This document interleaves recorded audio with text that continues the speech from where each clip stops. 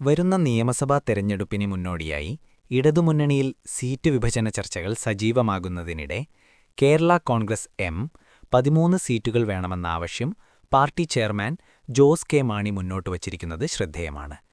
ഇടതുമുന്നണിയിലെ പ്രധാന ഘടകകക്ഷിയായ കേരള കോൺഗ്രസ് എം ഇത്തവണ കൂടുതൽ പ്രാതിനിധ്യം ലക്ഷ്യമിടുന്നുവെന്നതാണ് അദ്ദേഹത്തിന്റെ പ്രസ്താവനയിൽ നിന്നും വ്യക്തമായത്. ഇടതുമുന്നണിയിൽ സീറ്റ് സംബന്ധിച്ച ചർച്ചകൾ പുരോഗമിക്കുകയാണെന്നും അന്തിമ തീരുമാനം ഉടനുണ്ടാകുമെന്നുമാണ് ജോസ് കെ മാണിയുടെ പ്രതികരണം. കഴിഞ്ഞ തെരഞ്ഞെടുപ്പുകളിലെ പ്രകടനം, വിവിധ മണ്ഡലങ്ങളിലെ സ്വാധീനം, പ്രാദേശിക സംഘടനാ ശക്തി എന്നിവ കണക്കിലെടുത്താണ് 13 സീറ്റുകൾ ആവശ്യപ്പെട്ടതെന്ന് പാർട്ടി വൃത്തങ്ങൾ വ്യക്തമാക്കുന്നു. കേരള കോൺഗ്രസ് എം ഇടതുമുന്നണിയിൽ ചേർന്നതിനുശേഷം സംഘടനാ അടിസ്ഥാനത്തെ കൂടുതൽ ശക്തിപ്പെടുത്തിയെന്നാണ് അവകാശവാദം. ഇതിലേറ്റവും ശ്രദ്ധേയമായ ആവശ്യം കുറ്റ്യാടി മണ്ഡലവുമായി ബന്ധപ്പെട്ടതാണ്. കുറ്റ്യാടി കേരള കോൺഗ്രസ് എം ആവശ്യപ്പെട്ടിരിക്കുന്നതായി ജോസ് കെ മാണി വ്യക്തമാക്കിയിട്ടുണ്ട്. എന്നാൽ അവിടെ നിലവിൽ സിറ്റിംഗ് എംഎൽഎ ഉള്ളത് പ്രശ്നമാകുന്നുവെന്ന് അദ്ദേഹം തുറന്നു പറഞ്ഞു. സാധാരണയായി സിറ്റിംഗ് എംഎൽഎ ഉള്ള മണ്ഡലങ്ങളിൽ സഖ്യകക്ഷികൾ മാറ്റം വരുത്തുന്നത് എളുപ്പമല്ല. അതിനാൽ കുറ്റ്യാടി വിഷയത്തിൽ ഇടതുമുന്നണിക്കുള്ളിൽ ചർച്ചകൾ കടുപ്പമാകാനിടയുണ്ട്. സഖ്യരാഷ്ട്രീയത്തിൽ സീറ്റു വിഭജനമാണ് ഏറ്റവും സൂക്ഷ്മമായ ഘട്ടം. ചില മണ്ഡലങ്ങളിൽ കേരള കോൺഗ്രസ് എമ്മിന് മുൻതൂക്കമുള്ളതായി പാർട്ടി അവകാശപ്പെടുമ്പോൾ ചിലയിടങ്ങളിൽ CPM ശക്തമായ നിലയിലാണ്. അതിനാൽ പ്രാദേശിക ശക്തി സമവാക്യങ്ങൾ കണക്കിലെടുത്ത് പരസ്പര ധാരണയോടെ സീറ്റ് വിഭജനം പൂർത്തിയാക്കേണ്ട സാഹചര്യമാണുള്ളത്.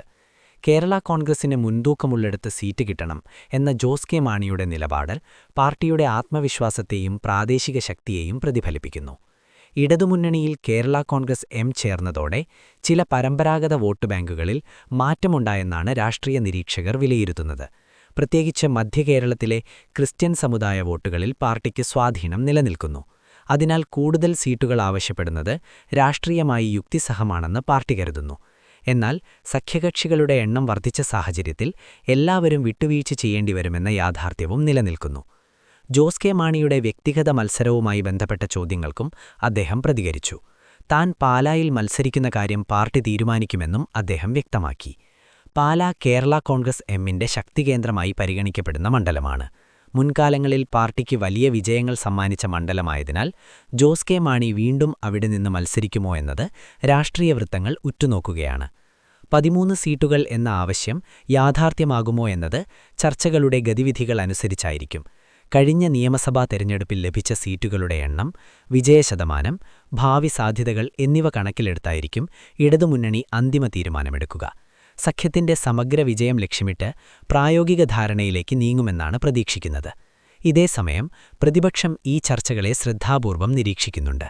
സീറ്റ് വിഭജനത്തിലെ അസ്വാരസ്യങ്ങൾ മുന്നണിക്കുള്ളിൽ പിളർപ്പുണ്ടാക്കുമോ എന്ന ചോദ്യവും ഉയരുന്നു. എന്നാൽ ഇതുവരെ ലഭ്യമായ സൂചനകൾ പ്രകാരം ചർച്ചകൾ സൗഹൃദപരമായ രീതിയിൽ തുടരുകയാണെന്നാണ് വിലയിരുത്തൽ. ഒടുവിൽ നിയമസഭാ തെരഞ്ഞെടുപ്പിന് മുന്നോടിയായി സഖ്യകക്ഷികൾക്കിടയിലെ സീറ്റ് ചർച്ചകൾ സ്വാഭാവികമാണ്. കേരള കോൺഗ്രസ് എം 13 സീറ്റുകൾ ആവശ്യപ്പെടുന്നത് അവരുടെ രാഷ്ട്രീയ ആത്മവിശ്വാസത്തിന്റെ പ്രകടനമാണ്. കുറ്റ്യാടി പോലുള്ള മണ്ഡലങ്ങളിൽ ധാരണയുണ്ടാകുമോ? പാലായിൽ ജോസ് കെ മാണി മത്സരിക്കുമോ? സഖ്യത്തിന്റെ അന്തിമ സീറ്റ് വിഭജനം എങ്ങനെയായിരിക്കുമെന്നൊക്കെയാണ് അടുത്ത ദിവസങ്ങളിൽ വ്യക്തമാകുക. ഇടതുമുന്നണിയുടെ ഏകോപന ശേഷിയും പരസ്പര ധാരണയും ഈ ചർച്ചകളുടെ വിജയത്തെ നിർണ്ണയിക്കും.